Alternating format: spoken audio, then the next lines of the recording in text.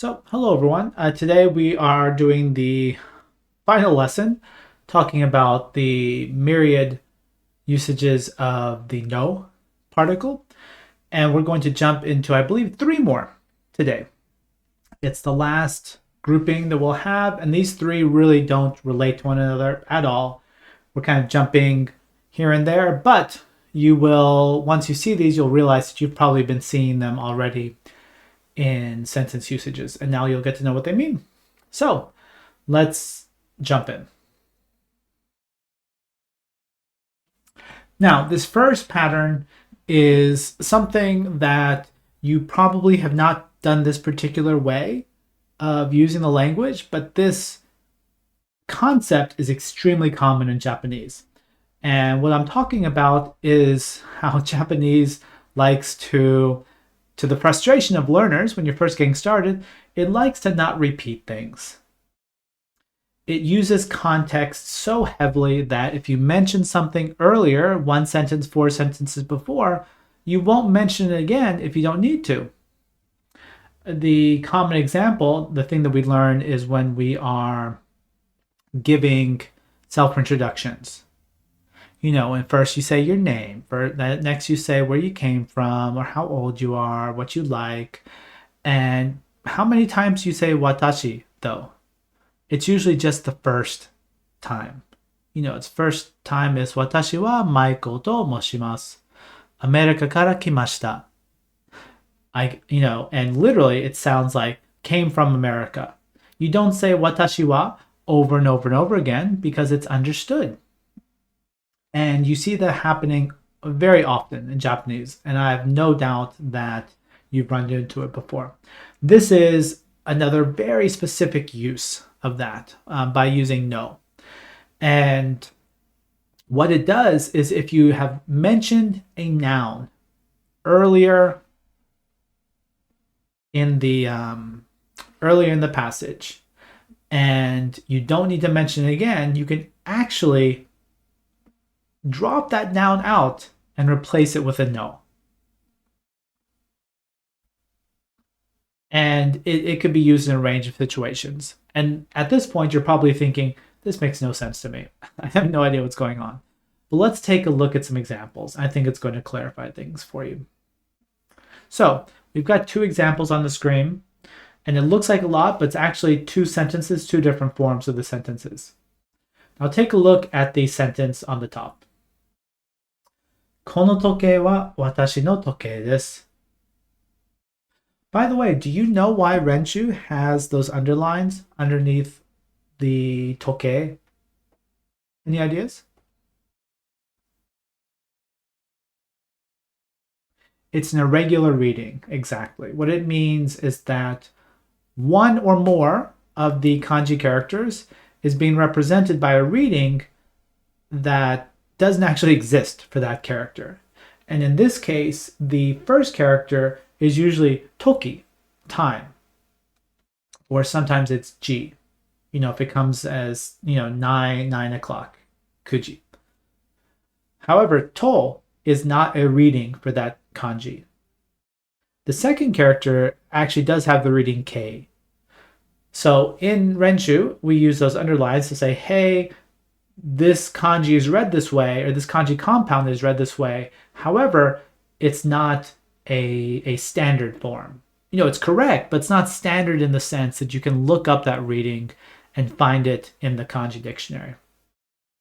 Now let's go back to the sentence. It's a very repetitive sentence. You know, in English, we would say, this watch is my watch. But we don't say that, do we? In English, we even learn to, abbreviate it somewhat. We say, this watch is mine. And the same thing happens in Japanese. So take a look. I'm going to jump back real fast so I don't have that green. And look at the first sentence and look at the second one. The first 60% of each sentence is the same. Kono toke wa watashi. Now the first sentence mentions toke twice. The second one, though, we know we're talking about the toke. We know we're talking about that watch. And so with, with that, you can drop it out and just leave the no there. If a no, so in this sentence, we had, I'm going to highlight it, watashi no toke. There's already a no in there. So in that case, we don't drop out toke and add an extra no. We just drop it out and leave the no that was there. So we would say, kono toke wa watashi no desu. This watch is mine.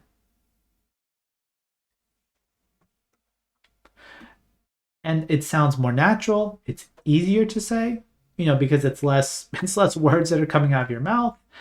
And it's going to make you sound like a more natural speaker. And it's the same thing as in English. We would not say, this watch is my watch. We could, but we don't. And with this one, we would say, this watch is mine.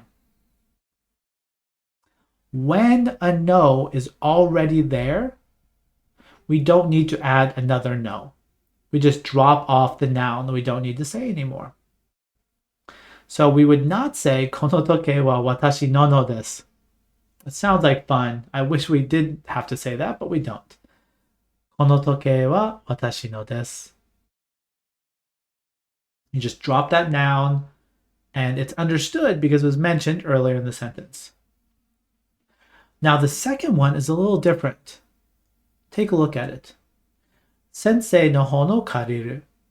I will borrow the book from the teacher, or the teacher's book, rather. Now, let's say, previous to the sentence, we were talking about the books already. We were talking about books. And for example, you might have said before the sentence, I forgot my book today. In fact, that's probably the most common thing. I forgot my book today. Teacher, I'm sorry, can I borrow your book? But just like in English, you might say, can I borrow yours? Or can I borrow the teacher's? Exactly. And so here, instead of saying, sensei no hon o kariru, we would say, sensei no kariru. Now, your brain might be screaming and saying, why is there a no next to an O? It happens. It does happen. And when you say it, you do not say no like you're a ghost practicing grammar. It's no-o. You gotta split them up. Sensei no kariru.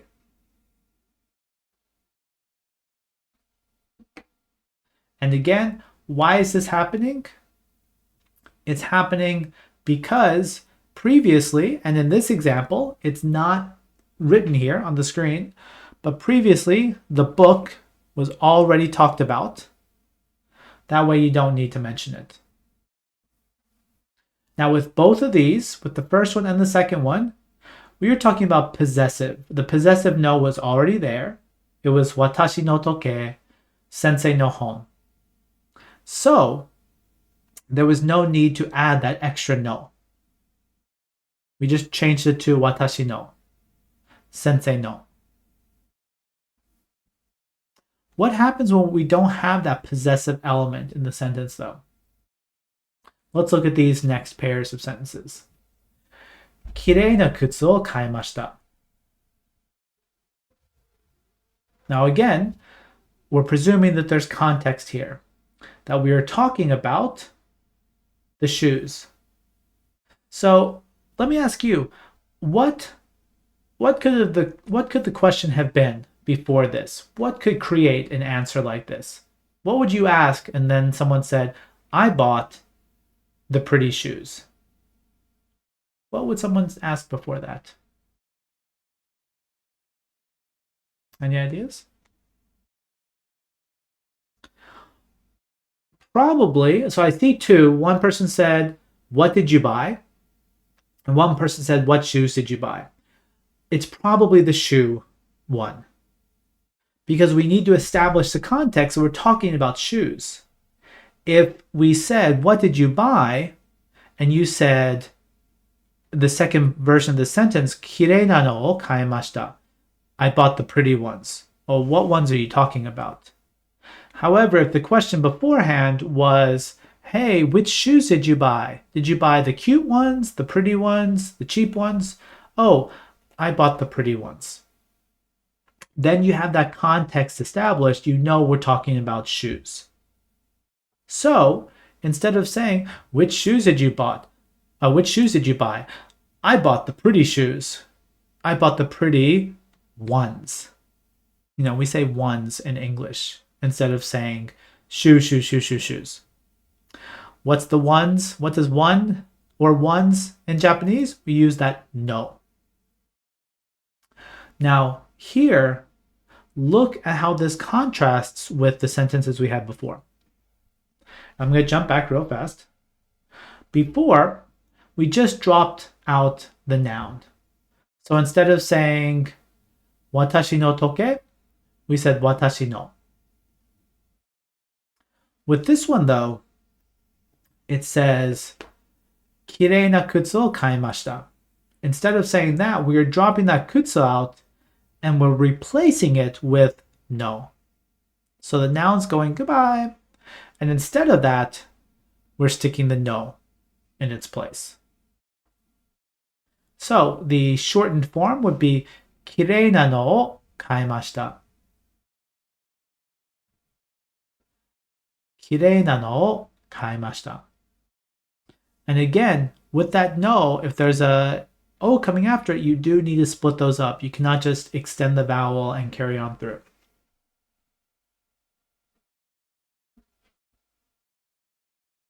And at the same time, notice that that na is still there. And we were talking about this in a previous lesson. The na is the glue between those na adjectives, which are actually nouns, and the noun that comes after it. So even though the no, what's a no?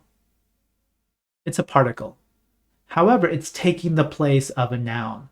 So we still hold on to that na there because the no is there instead of a noun. And just like in the English, we would say the pretty ones. Ones, or one, is a noun in English as well.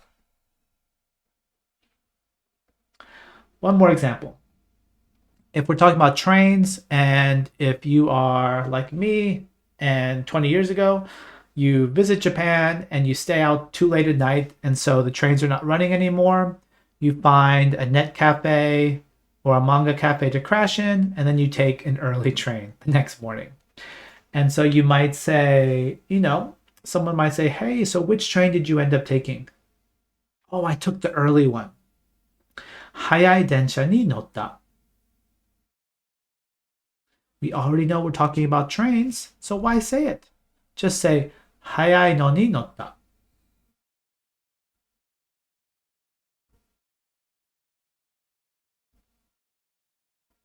And in the same way, we do have these particles getting close to one another. We have no ni, or we have no o. And in the previous page, we had no des. And again, you might be thinking particles, they don't belong next to each other in most cases. But the no is not a particle here. The no is replacing a noun. So we're looking at a noun, we're dropping it out, and we're sticking that no in its place. So if you hold on to that thought, it will make sense to you. It's not necessarily something that you will pick up quickly and assimilate immediately into your Japanese, but you do see it. And so when it appears next time, even if it takes you 10, 15, 20 seconds to grab, you're going to say, oh, I see what's going on. And remember, most Japanese that you will interact with, if you're not already doing so, it's not in isolation. It's not in a vacuum. You're going to see the Japanese in sentences, in a dialogue, in a conversation. And you're not going to have someone just say, hayai no ni notta. And say, wait, what? What are you talking about? You will have already established that you're talking about trains. And you say, oh, which train did you ride? Oh, I rode the early one. Any questions about this usage? We'll be jumping to the next one in just a minute, but since the next one has no, we're talking about no, but it's a completely different topic. I want to open it up for questions before we continued. And for the person that can't see the screen, sometimes closing and reopening Discord helps other people. It's happened before.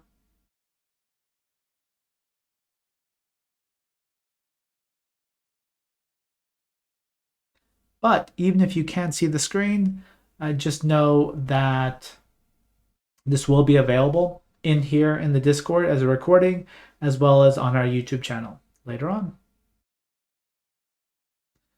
Okay, let's jump into the next no. The next second of, I believe, 3. So we were just talking about these no's coming after adjectives, coming after nouns and whatnot. And let's switch over and we're going to talk about no's that follow verbs. And you've probably seen this before. You've probably heard this when someone said, hey, what do you like to do? What do you like to do? And for myself, I don't do it as much as I'd like to, but I like rock climbing. And so I might say, rock climbingをするのが好き. And you see that no, sometimes it's no, sometimes it's koto. And these are, if we want to use layman terms, it's taking the verb and it's changing it into a noun. And depending on the more technical usage, it's sometimes a gerund, it's sometimes an infinitive, depending on where it's used. But it is, and again, layman terms, it's nounifying the verb. It's taking that verb and sticking it where a verb doesn't belong, where a noun should go. And again, koto can be used in as well. There's actually some rules that involve when you can use no and when you can use koto, and we're not going to get into those today due to time constraints, but we will discuss them at a later point. So the way you make these is super easy. Whether it's no or whether it's koto, you're just sticking it on the end, and that's all there is. So whether it's miru no or miru koto, yomu no, yomu koto, suru no, suru koto, or anything else. And it's taking the verbs, and as someone mentioned, I know some people just aren't fans of grammar terms. I'm one of those, even as a teacher, but it's taking them and turning them into nouns. So if we were looking at it not as a grammar unit, but as a meaning, you might look in that top row. Miru no might be seeing, or it might be to see, depending on the sentence that it appears in. So it's not I see, you see, he sees, she sees, the cat sees. It's seeing. Rock climbing is fun. I like rock climbing. You could also say I like to rock climb. Both of those work. Reishi, it wouldn't be wrong. It's just different in the same way that it's different in English. You could say I like rock climbing. I like to do rock climbing. We have different versions of it. And when you get down to the meat of it, the information is the same in both of them, but it's just slightly different. And again, that one, the action is kind of built into the name. So you might be more inclined to say, I like rock climbing. But this could be, I like to do rock climbing, or I like to go rock climbing, something similar to that. So let's take a look at some of the ways that we can use this. often it's used to take that action and describe it. Talk about it being something that you like. Talk about it being something that's easy or that's difficult. And so here, I like to watch movies. 映画を見ることが好きです。You could also say 映画を見るのが好きです。The second one, and yeah, as I said, it functions, I like to watch movies. You could also translate it as I like watching movies. They're both fine. The second one, その本を読むのは難しかった。その本を読むのは難しかった。Reading that book was difficult. Now, you might be thinking, wait, this sentence is in the past. I have already read this book. And that's why it was difficult. Wouldn't I change the verb to some kind of past tense? And the answer is no. When you're changing a verb into a noun, you're keeping it in the dictionary form. So it's not yonda no. It's not yonda koto. It's yomu no, or it's yomu koto. And then, as is the case with most Japanese, the tense comes at the end of the sentence or the end of the clause. You might have multiple clauses in a sentence, but it comes at the end of that. And so you're not going to conjugate or apply a tense, present tense or past tense or whatever to the actual noun. Let's do a few more examples. And this top one, 運転する, drive, as in driving a car. 運転することができますか? Can you drive? And here's one that uses something else. If you're talking about something that's your first time to do something. ここに来る, so coming here. For example, maybe coming to this event. Maybe one of you in here, this is your first time. And you say, this is my first time.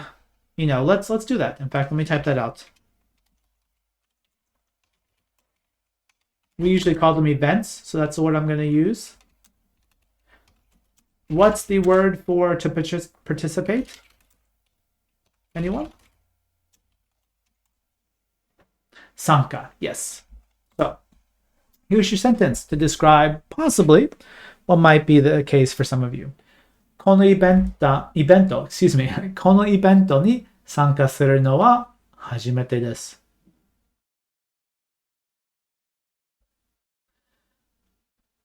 This is the first time to participate in this event.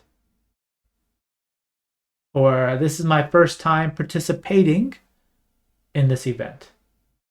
They both work.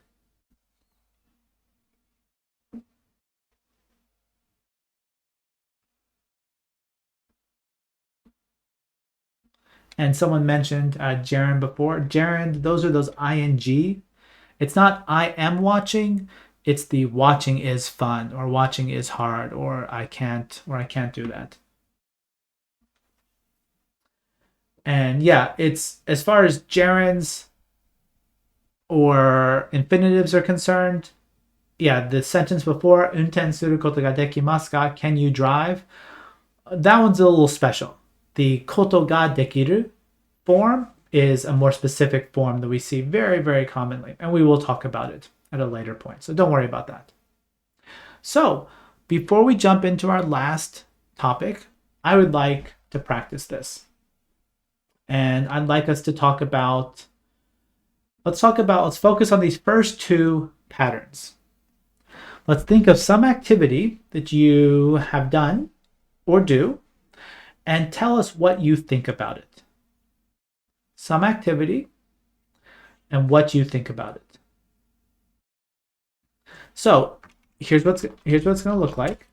It might be something like this, where you've got your activity coming first, and then you describe it.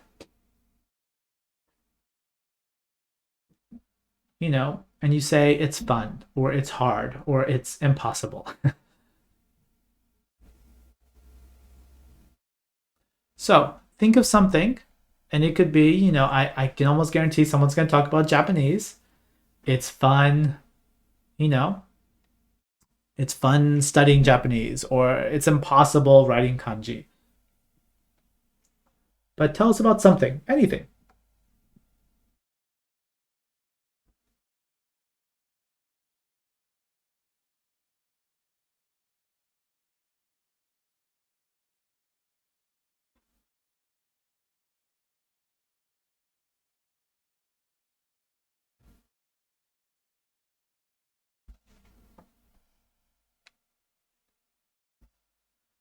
So we have people talking about someone likes to run, someone likes writing kanji.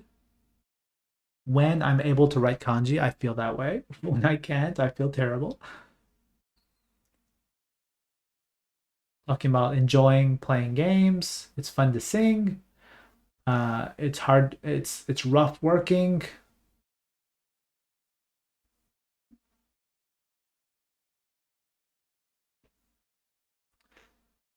Rishi, you've got an extra e on the end of your adjective there.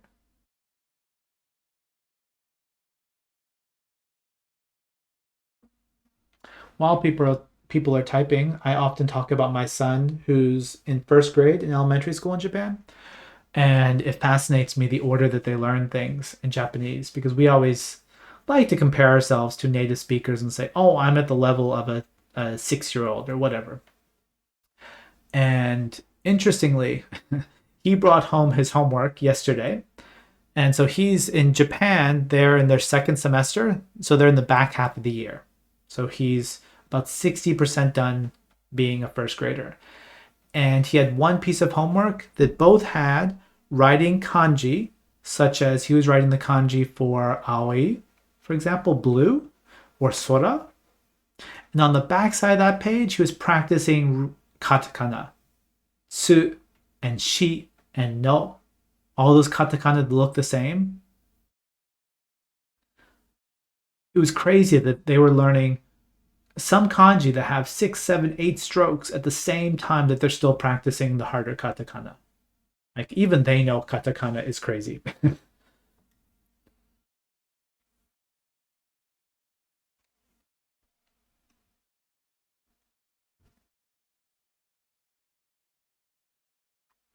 Now, again, as I said before, there are some restrictions to when you can use koto and when you can use no. And it's unfortunately not something we'll have time to get to today. But I will have, we are fleshing out our lessons in Renshu, that sit on top of the grammar library.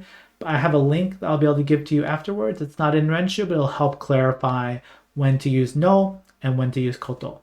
It's often the case that you can use either, and it's fine. But there's some situations where it'll make sense.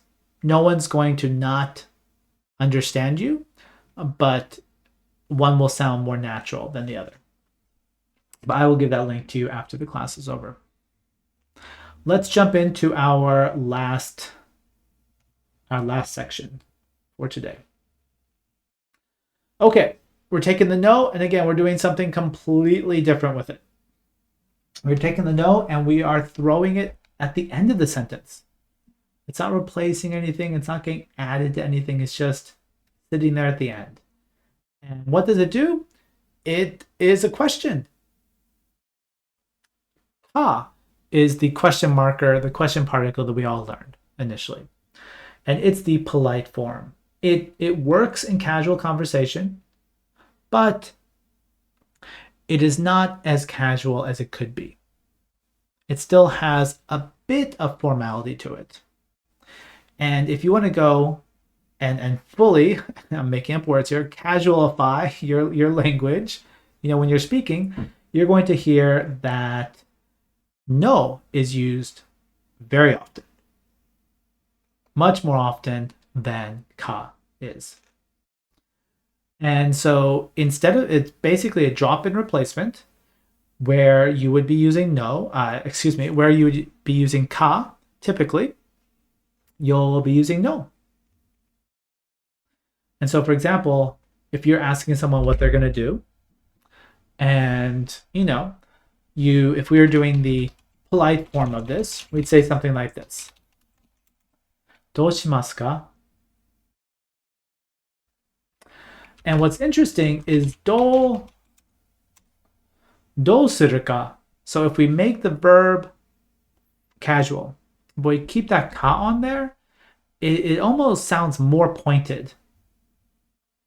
Intentionally pointed. どうするか. It's got a bit of roughness to the end of it.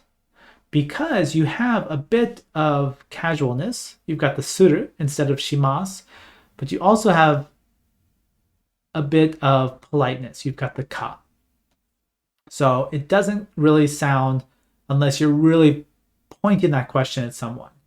So what most people will say in casual conversation is どうするの? Now, in the same way that どうするか is a bit strange, you do not use the polite forms with no. So in this case, this would not work.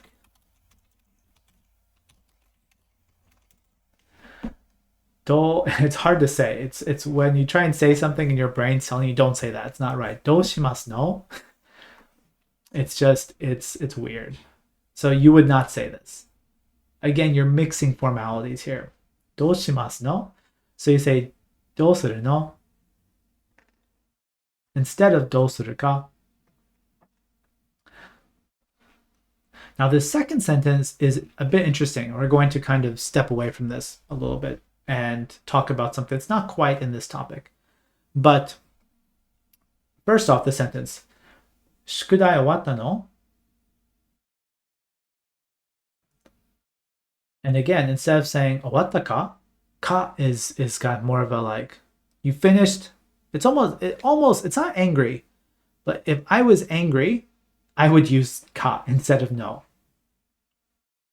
Or if I was frustrated, for example, if they're still not done with their homework, I'm like, you're still not finished? You finished? Like, it's got that feel to it. Where no is, I wouldn't say it's shitsure or rude, but it's something that could be rude. The thing with rudeness in Japanese is it's so highly contextual that it could be rude in one situation and perfectly okay in another. So if I was frustrated with someone, if I was a teacher, and I was frustrated with them because they haven't finished yet, because they're maybe screwing around, and I would say finished, then I'd say 終わったか?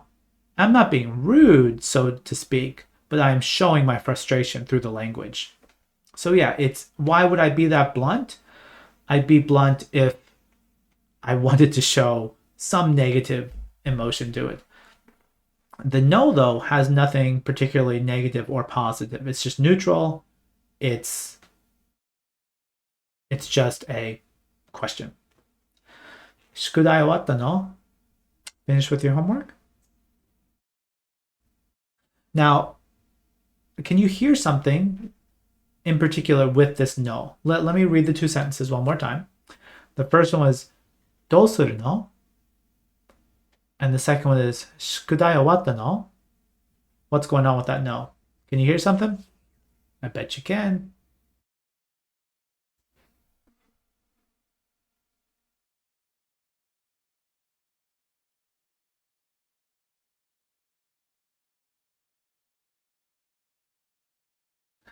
Your voice is going up, definitely.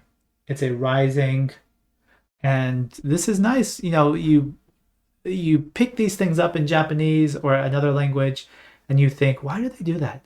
And then you think to yourself, actually, we have that in English too. Finished? Finished.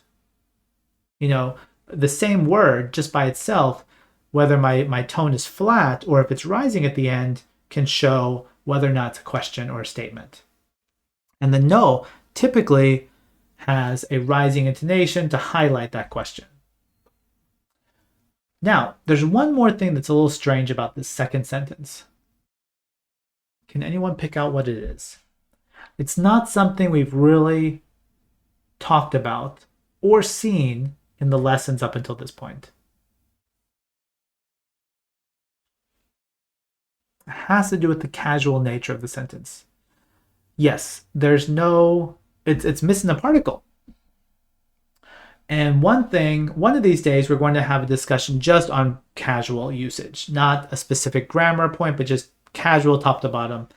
And one of the things that happens is that in casual sentences, you often drop certain particles. I repeat, certain particles. Wa and o are the most common ones. Other ones that are used, a lot of the directional ones, for example, ni or de or e or to. To is not directional, but you don't drop those. Wa is often dropped. O is often dropped. So this one, the full sentence is probably shukudai wa owatta no? And you can say that. Not dropping particles is not going to make it sound particularly stilted or formal. So if you said shukudai wa owatta no, that's fine. But you're going to hear that one of the reasons casual forms are so popular, and one of the purposes they serve, is to trim down the language. So we're not speaking as much as we need to. So instead of saying, 10 syllables, if we can get by with 6 and still get the point across, go for it. And dropping particles, does that in this situation. So let's look at a few more examples. And this, again, is digging into that casual nature. Things like des are often dropped as well. Now, it wouldn't be des, it would be da. But look at this first sentence. So before we talk about this, let's take it and let's expand it out to what we would call the standard polite form. And that would be soto wa samui desu ka? And now let's take a look at the casual one. So we're dropping the wa. Then ka is getting replaced by a no. And that des, who needs it? I mean, it doesn't serve a purpose when you get that casual. Soto samui no?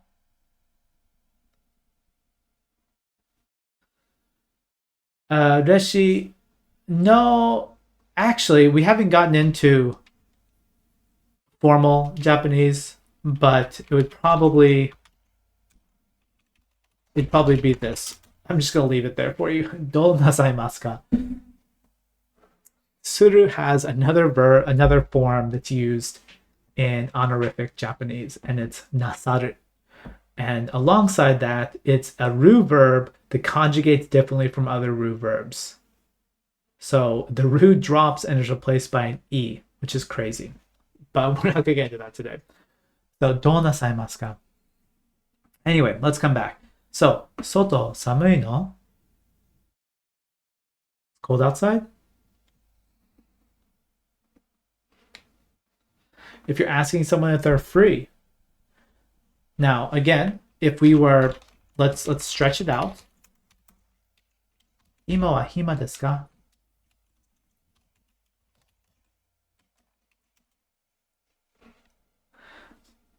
Now, interestingly, when, we never put the na in between those na adjectives and des. It's kirei desu, shizuka desu, hima desu, kirai desu, right? But when we're using the no, you get the na jumps in there. Ima hima nano is how you would say it. And it's fun saying nano. The same thing happens with the sentence that's just below this. you know,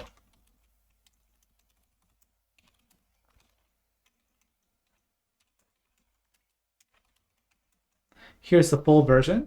これは彼ですか? And you wouldn't say これは彼の. You'd say これは彼なの? So when the rule that we're seeing this is that if it's an E adjective, you can just stick that no on the end and you're done. If it's a na adjective or if it's a noun, you need that na in there. 今、暇なの? これは彼なの?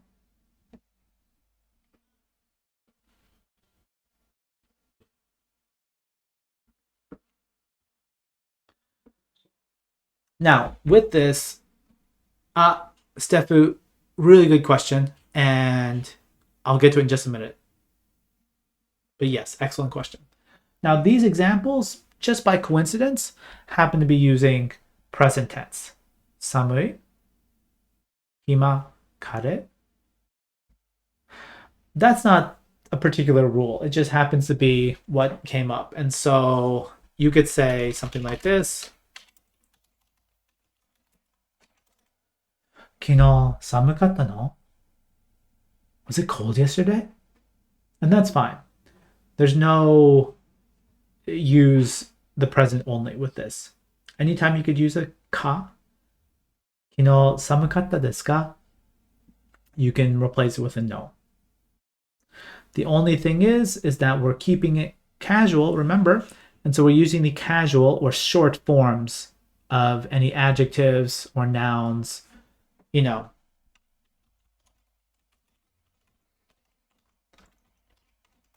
And so same thing, 元気だったの? So for example, maybe someone went overseas, you know, for a trip for a couple of weeks. And it's like, hey, were you good? Maybe they were sick just before that. And so did you, you know, or they were a little depressed and they're taking a break. And they go over there and it's like, so, you know, did you get your energy back? Were you good? 元気だったの? That's okay.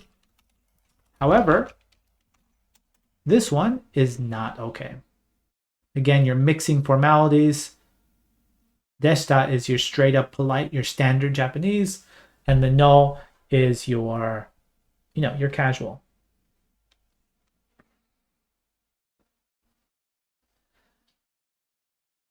And so, yeah, when we're using no, we're going to aka. It doesn't mean, I mean, it means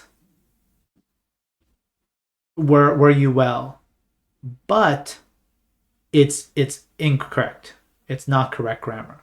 So someone would stop and kind of look at you for a second if they heard that, because their brain would be taking English or Japanese that they don't usually hear.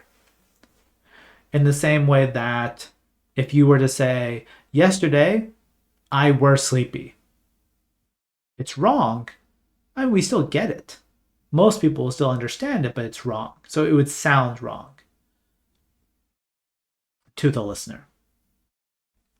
But good question. Now, I'm jumping back up. Stefu said, I'm going to copy it and paste it one more time. Now, they chopped it down even more. So I'm going to, just so we don't mix our variables together, I'm going to do this one. They dropped the wa out, but let's keep it the same level that the sentence on the screen has. And say, これは彼? Does this work? And as the screen says, as Renshi says, yes, it does. You can actually drop the no off altogether, but you have to have some way of showing that it's a question. So you need that rising intonation. Because if you just said, これは彼, then it sounds like you're saying this is curry. So when you're speaking, you need これは彼? You need that rising intonation. If you're typing it, then, you know, you don't typically type casually unless you're chatting with someone, then you'd probably have that question mark there.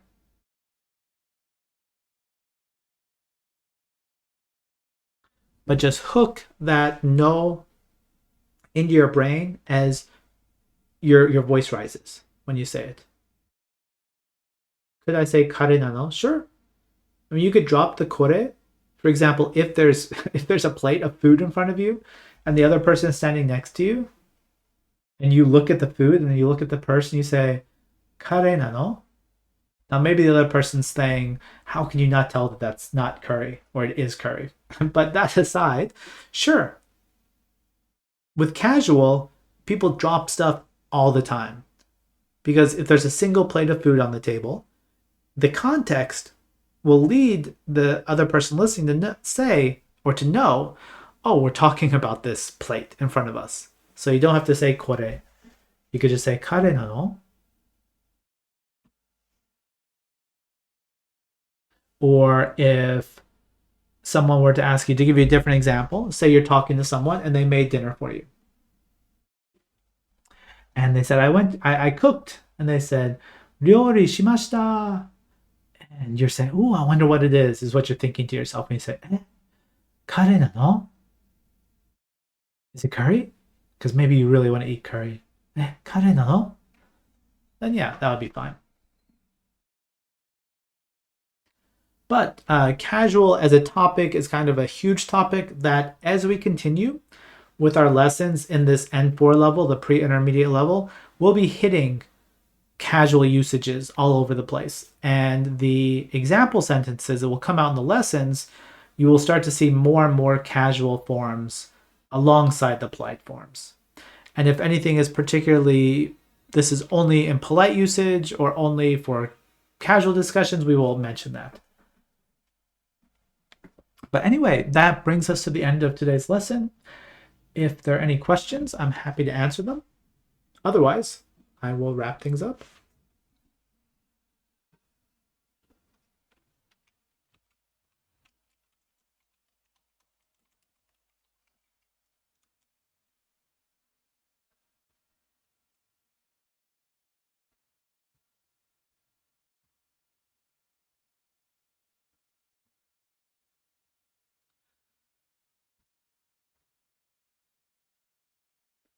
Okay, it looks like we're good. So, well, let's go ahead and end it.